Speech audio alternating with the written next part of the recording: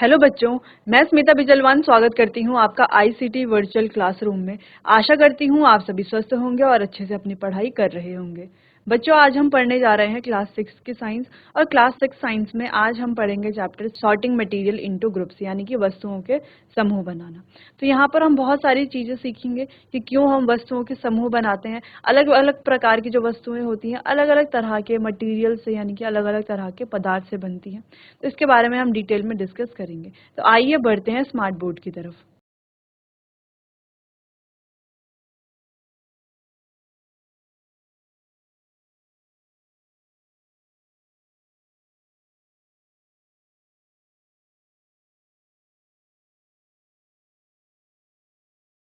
चलिए, तो ये है हमारा चैप्टर वस्तुओं के समूह बनाना। अब सबसे पहले हमें ये समझना है कि हम वस्तुओं के समूह बनाते क्यों हैं। ठीक है। अब हमारे पास, जैसे कि आप जानते हैं, अलग अलग प्रकार की वस्तुएं हैं। जैसे अभी आप अपने आसपास देखें तो अपने आसपास आपको क्या क्या दिखेगा। टेबल दिखेगा, चेयर्स दिखेंगी, स्कूल बैग्स दिखेंगे। ठीक है। इसके अलावा ज्योमेट्री बॉक्सेस दिखेंगे, पेंसिल्स दिखेंगी, नोटबुक्स दिखेंगे, साथ ही ब्लैक बोर्ड दिखेगा, डस्टबिन दिखेगा, डस्टर दिखेगा, चौक दिखेगा। ठीक है। तो बहुत सारी चीजें आपको अपने आसपास दिखेंगे। तो वो सभी चीजें क्या हैं, उन सभी को हम क्या कहते हैं, वस्तुएं तो क्या कहते हैं। वो क्या अलग अलग वस्तुएं हैं। लेकिन आपने एक चीज नोटिस की होगी कि वो जो वस्तुएं हैं, हमें जो हमारे आसपास अभी दिख रही हैं, या जो हमें हमारे आसपास हमेशा दिखती हैं, ये जो वस्तुएं हैं, ये अलग अलग तरह के मटेरियल, यानी कि अलग अलग तरह के पदार्थ से बनी हुई हैं। अब आप देख पा रहे होंगे कुछ वस्तुएं जो हैं वो तो प्लास्टिक से बनी हुई हैं, कुछ वस्तुएं धातु से बनी हुई हैं, कुछ वस्तुएं कपड़े से बनी हुई हैं, कुछ कागज से बनी हुई हैं। तो अलग अलग मटेरियल से अलग अलग वस्तुएं बनी हुई हैं।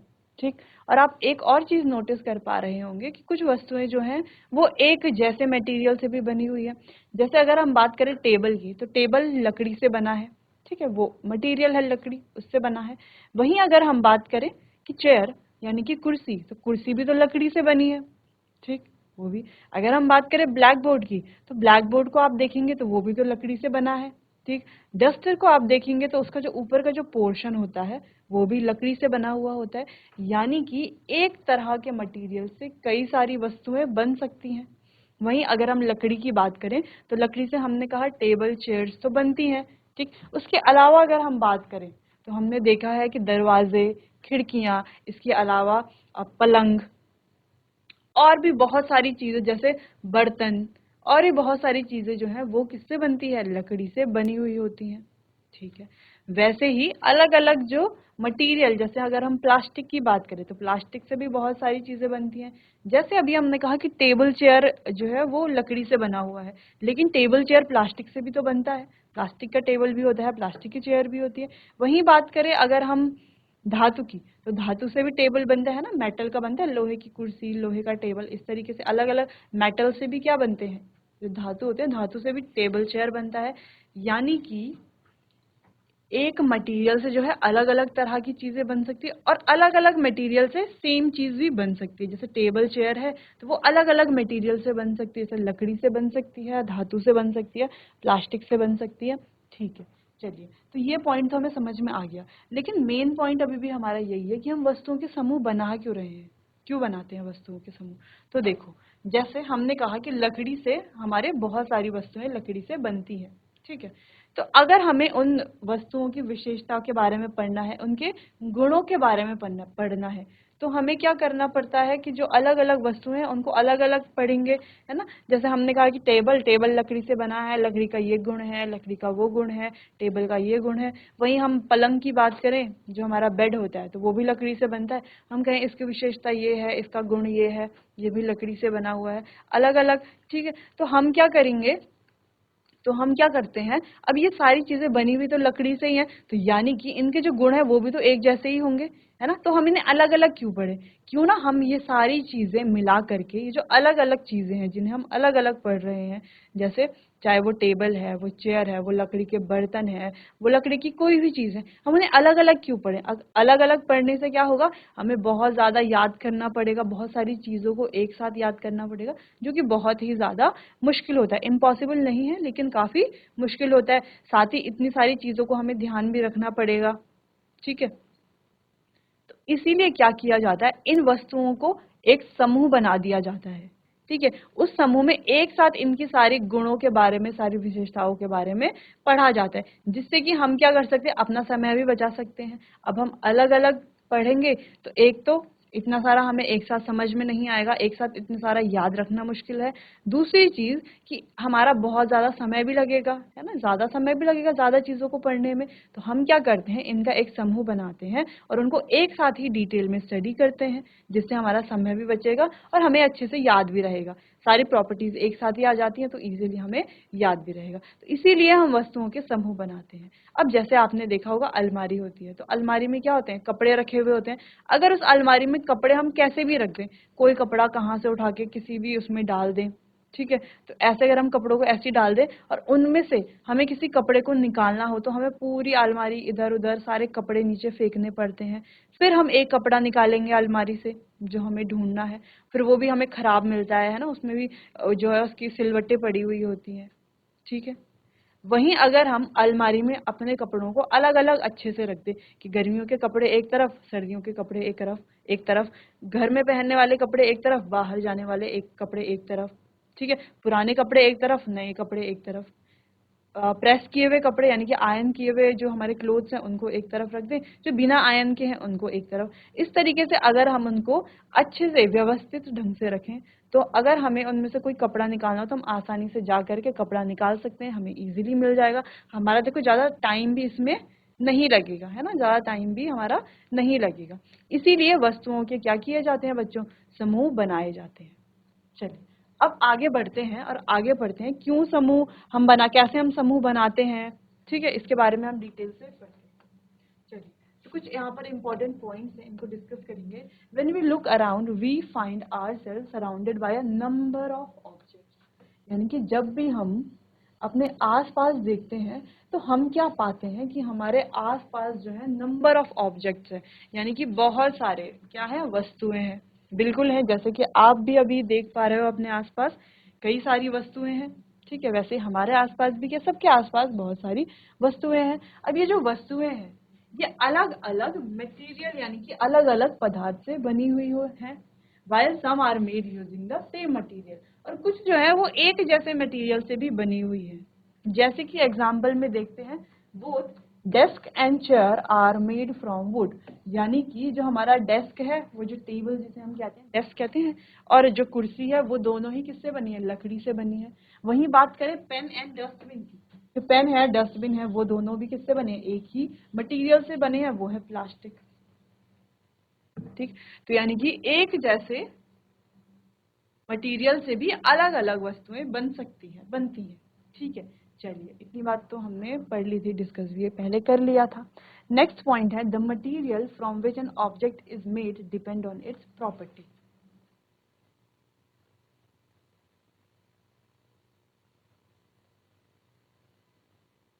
यानी कि बच्चों कौन सा ऑब्जेक्ट कौन से मटेरियल से बनेगा ये उसकी जो प्रॉपर्टी है, जो उसका गुण है, उस पर आधारित है।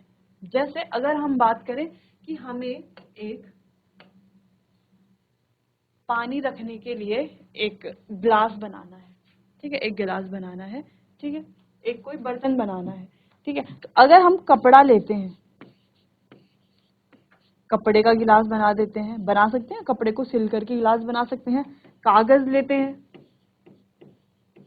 कागज का गिलास बनाते हैं, ठीक है, कागज का भी गिलास बना सकते हैं, उसमें स्टेपलर लगा के, है ना, स्टेपलर लगा के जोड़ के पूरा गिलास जैसा शेप उसको हम दे सकते हैं।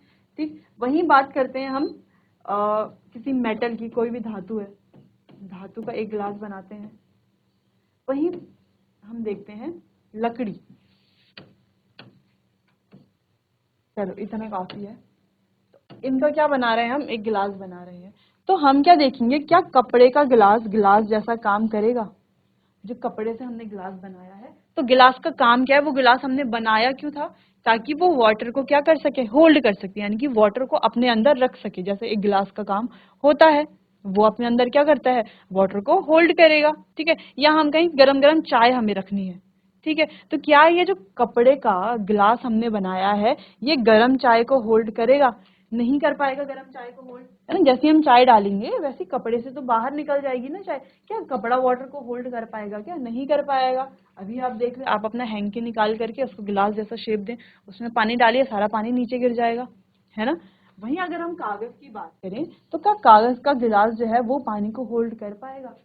कागज का गिलास भी जो है पानी को होल्ड नहीं कर पाएगा, क्योंकि ये उसका गुण नहीं है, ये उसकी प्रॉपर्टी नहीं है। लेकिन धातु का अगर हम गिलास बनाते हैं तो धातु का गिलास जो है वो चाय को या पानी को होल्ड कर पाएगा, बिल्कुल कर पाएगा। इसीलिए यहाँ पर ये इंपॉर्टेंट पॉइंट लिखा गया कि the materials from which an object is made, यानी कि जो कोई हमारा वस्तु है वो जिस मटेरियल पे बनी है वो कैसे पता चलेगा हमें, वो उसकी जो है गुणों पर डिपेंड करेगा, गुणों पर आधारित होगा। ठीक है, जैसे कपड़ा, कपड़े से गिलास नहीं बन सकता, और धातु से जो है, धातु का हम कोई कपड़ा नहीं बना सकते अपने लिए, ठीक, पहनने के लिए। तो इस प्रकार से यहाँ पर ये वाला पॉइंट डिस्कस किया गया। तो ये पॉइंट बच्चों बहुत इंपॉर्टेंट है, तो ये आपको नोट कर लेने हैं। चलिए, तो पहले आप इन सारे पॉइंट्स को नोट कर लीजिए, फिर आगे बढ़ेंगे।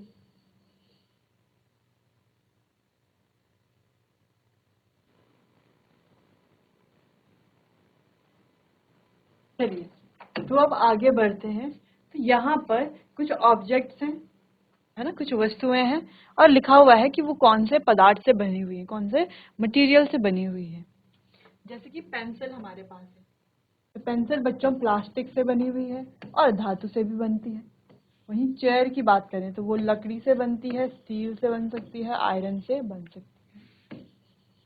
बेड की बात करें तो बेड भी एज इट इज, और नाइफ की बात करें तो वो भी स्टील से बनती है। तो ये कुछ मटेरियल्स हैं। तो आप चाहें तो और भी ऑब्जेक्ट्स को यहाँ पर ऐड कर सकते हैं और सामने लिख सकते हैं कि वो कौन से मटेरियल से बने हुए हैं। आगे बढ़ते हैं। अब मटेरियल की प्रॉपर्टी क्या होती है। अब दो मेन प्रॉपर्टी तो हमें पता है, आगे और प्रॉपर्टीज को डिस्कस करेंगे, लेकिन जहाँ जो मेन प्रॉपर्टीज है जो सबके लिए कॉमन है ना, सबके लिए समान है, उनकी बात करते हैं। तो देयर आर टू प्रॉपर्टीज, तो दो ऐसी प्रॉपर्टीज हैं which are common to all material, जो सारे के सारे पदार्थों के लिए क्या है, कॉमन है, समान है। ठीक, these properties are all material occupy space, यानी कि जितने भी मटीरियल है वो स्पेस ऑक्यूपाई करते हैं, यानी कि जगह घेरते हैं। स्पेस ऑक्यूपाई करना यानी कि जगह घेरना। ऑल मटेरियल हैव मास, यानी कि उनका कुछ ना कुछ क्या होता है, द्रव्यमान होता है।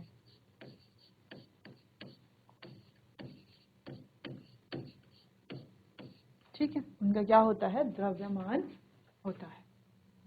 अब कैसे, अब जैसे मटेरियल जो है वो है तो एक प्रकार का मैटर ही, है ना, कोई भी मटेरियल, कोई भी पदार्थ है तो मैटर ही, है तो पदार्थ ही।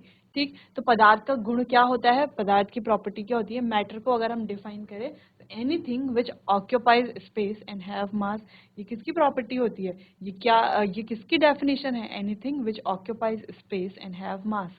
तो ये होती है मैटर की डेफिनेशन, यानी कि कोई भी वस्तु जो जगह घेरती है और जिसका कुछ ना कुछ क्या होता है, द्रव्यमान होता है, वो क्या कहलाई जाती है, वो बच्चों मैटर कहलाई जाती है। ठीक, तो जितने भी हमारे मटेरियल्स हैं वो भी इन दो प्रॉपर्टीज को फॉलो करते हैं, या उनकी ये सारी प्रॉपर्टीज, ये दोनों प्रॉपर्टीज होती हैं। अब जितने भी ऑब्जेक्ट्स प्रेजेंट हैं उन सब की तो ये प्रॉपर्टी होती है ना। जैसे अगर हम किसी बॉटल की बात करते हैं, ठीक है, कोई बॉटल है हमारे पास, ठीक है। अब इस बॉटल की बात करें तो ये बॉटल ने बच्चों देखो इतनी जगह घेरी हुई है ना। अगर हम इसको किसी टेबल के ऊपर रखते हैं तो क्या देखेंगे कि टेबल के ऊपर इसने इतनी जगह घेरी हुई है, और इसका कुछ ना कुछ वेट भी होगा, है ना, कुछ ना कुछ द्रव्यमान भी होगा। ठीक, तो हम क्या कहते हैं, तो जो भी हमारे मैटर हैं वो कुछ ना कुछ क्या होती है, उनके द्रव्यमान होता है और वो जगह भी घेर दे। तो ये दो इंपॉर्टेंट प्रॉपर्टीज हैं जो सारे मैटर की हैं। चलिए, तो इस पॉइंट को आप नोट कर लीजिए बच्चों।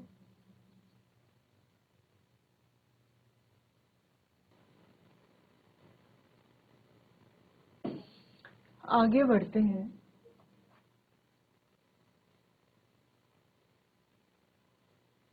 Material that you use in daily life. अब यहाँ पर कुछ मटेरियल आपको दिख रहे होंगे जिन्हें आप अपनी डेली लाइफ में यूज करते हैं। इनका उपयोग करते हैं अपने दैनिक जीवन में। अब ये जो मटेरियल्स है बच्चों, तो आप देख पा रहे हो अलग अलग मटेरियल से ये सारे ऑब्जेक्ट्स बने हुए हैं, ठीक है। जैसे ये जो डेस्क है,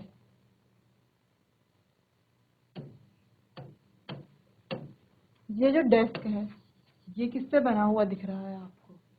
ये हमें दिख रहा है कि किससे बना हुआ है, लकड़ी से बना हुआ है। और इसके ये जो पैर है, ये जो लेग्स हैं, ये मेटल से बने हुए हैं। वैसे ही हम चेयर को भी देख पा रहे हैं। अगर हम बुक्स की बात करें तो ये पेपर से बनी हुई है। नोटबुक्स की बात करें, ये भी पेपर से बनी हुई है। अगर हम इस पेंसिल केस की बात करें तो ये हमें दिखता है कि प्लास्टिक से बना हुआ है। अगर इस बैक पैक की बात करें तो ये कपड़े से बना हुआ है। वहीं अगर हम सीजर्स यानी कि इस कैंची की बात करें तो देखो ये दो तरह के मटेरियल से बना है। अब इसके ये जो बैक साइड है ना, यहाँ से ये बना हुआ है प्लास्टिक का, और आगे से ये बना हुआ है मेटल का। वैसे ये जो पिन्स हैं या कंपास है, इसको आप अगर देख पा रहे हो तो ये किससे बने हैं? ये भी दो चीजों से मिलकर के बने हैं, मेटल और प्लास्टिक से, ठीक। वहीं देखो इरेजर है, शार्पनर है, पेंसिल है, स्टेपलर है, कैलकुलेटर है, बॉल पॉइंट्स पेन है, हाइलाइटर, रबर, इरेजर, टेप है, ठीक है। तो ये सारे ही अलग अलग मटेरियल से बने हुए हैं, ठीक। चलिए तो अब आगे बढ़ते हैं। अब प्रीवियस स्लाइड में हमने क्या देखा, अलग अलग मटेरियल्स को देखा। Depending upon properties and use we segregate them into different group. तो उनके गुणों के आधार पर और उपयोग के आधार पर, गुणों और उपयोग दोनों के आधार पर, प्रॉपर्टीज एंड यूजेस के आधार पर हम क्या करते हैं, उनको अलग अलग ग्रुप्स में सेग्रीगेट करते हैं, यानी कि अलग अलग ग्रुप्स में रखते हैं। अच्छा, अलग अलग ग्रुप्स में रखना यानी कि अगर दो चीजें हैं, उनकी जो प्रॉपर्टीज हैं वो सेम है और उन्हें अलग अलग ग्रुप में रखा जा रहा है, तो इसका मतलब क्या है, ये जो पूरी प्रोसेस है इसे क्या कहा जाता है? इसे क्लासिफिकेशन बच्चों कहा जाता है। यानी ग्रुपिंग टुगेदर ऑफ थिंग्स, उन चीजों को एक साथ एक समूह में रखना जिनकी हैविंग सिमिलर प्रॉपर्टीज, जिनके गुण जो है वो समान है, उसे क्लासिफिकेशन कहा जाता है, यानी कि वर्गीकरण कहा जाता है। जैसे अगर हम बात करें कॉटन है हमारे पास, यानी कि रुई है, रबर है, वही हमारे पास स्टोन है, स्टोन तो पत्थर होता है, ठीक है। इसके अलावा हमारे पास डायमंड है, मेटल रॉड है, यहाँ पे हमारे पास स्पंज है। अब हम देख पा रहे हैं ये G1 यानी कि ग्रुप 1 और ये G2 यानी कि ग्रुप 2, दो ग्रुप हमने बनाए हैं, ठीक है। अब पहले ग्रुप में देखो हमने कुछ चीजें रखी जैसे कॉटन, रबर, स्पंज। अब हम क्या देख पा रहे हैं, ये सारी कैसी वस्तुएं हैं? सॉफ्ट है, यानी कि कोमल है। वहीं अगर हम G2 में देखें, ग्रुप 2 में देखें, तो स्टोन है, डायमंड है, मेटल की रॉड है, तो ये सारी वस्तुएं कैसी होती हैं? कठोर होती हैं, हार्ड होती हैं। तो हमने क्या किया हुआ है, जिन चीजों की, जिन वस्तुओं के गुण क्या है, समान है, सिमिलर प्रॉपर्टीज हैं, सेम गुण हैं, उनको एक ग्रुप में रखा गया है, ठीक। और इसी को क्या कहा जाता है? इसी को बच्चों क्लासिफिकेशन कहा जाता है, ठीक है। तो ये क्लासिफिकेशन हम कैसे करते हैं? जिनके समान गुण हैं उसको एक साथ रखते हैं, ठीक।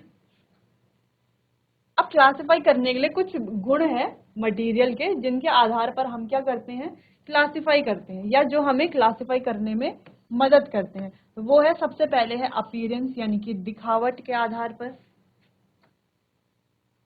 अगला है हार्डनेस, यानी कि कठोरता के आधार पर। अगला है सॉल्युबिलिटी, यानी कि घुलनशीलता के आधार पर। कुछ घुलनशील होंगे, कुछ अघुलनशील होंगे। अगला है डेंसिटी, यानी कि घनत्व के आधार पर। कुछ फ्लोट करेंगे यानी कि तैरेंगे, कुछ सिंक करेंगे यानी कि डूब जाएंगे, ठीक। फिर अगला है हमारा ट्रांसपेरेंसी, यानी कि पारदर्शिता के आधार पर। तो ये जो 5 पॉइंट्स हमने यहाँ पर देखे, इनको हमें आगे डिटेल में डिस्कस करना है कि कैसे इनके आधार पर या इन प्रॉपर्टीज से हम मटेरियल्स को अलग अलग क्लासिफाई करते हैं या अलग अलग उनका वर्गीकरण करते हैं, ठीक है। तो एक शॉर्ट जनरल आइडिया हम अभी ले सकते हैं। जैसे पहला है अपीयरेंस। अपीयरेंस यानी कि दिखावट के आधार पर। दिखावट के आधार पर कैसे? कुछ वस्तुएं होंगी जो लस्ट्रस होंगी यानी कि चमकदार होंगी, कुछ होंगी जो लस्ट्रस नहीं होंगी यानी कि जिनमें चमक नहीं होगी। तो इस तरह से हम उनको अलग अलग रख सकते हैं। अब हम जानते हैं चमकदार यानी कि जो हमारे धातु होते हैं, और जो चमकदार नहीं है, जिनमें कोई भी शाइन या लस्टर नहीं है, वो हमारे अधातु होते हैं। वैसे ही हार्डनेस के आधार पर तो और भी सरल है, जो भी हमारे मटेरियल्स हैं उनको क्लासिफाई करना। कठोरता के आधार पर कुछ हमारे कठोर होंगे, कुछ हमारे जो सॉफ्ट यानी कि कोमल मटेरियल्स होंगे। वहीं सॉल्युबिलिटी की बात करते हैं कि कुछ जो सॉल्युबल हो जाएंगे यानी कि जल में जो घुलनशील होंगे, और कुछ जो घुलनशील नहीं होंगे। वहीं डेंसिटी की अगर हम बात करें तो कुछ ऐसे होंगे हमारे पास जो क्या होंगे, जो फ्लोट करेंगे, कुछ ऐसे होंगे जो सिंक करेंगे। वहीं बात करते हैं ट्रांसपेरेंसी की, तो ट्रांसपेरेंसी में ऐसा होगा कि जो क्या होंगे, कुछ ट्रांसपेरेंट होंगे यानी कि जिनके आर पार दिखाई देगा, कुछ ट्रांसल्यूसेंट होंगे यानी कि जिनके आर पार हम पूरी तरीके से नहीं देख पाएंगे, और कुछ हमारे ओपेक होंगे जिनके आर पार हम बिल्कुल भी नहीं देख पाएंगे। तो इनको हम आगे डिस्कस करेंगे, पहले आप इतना नोट कर लीजिए।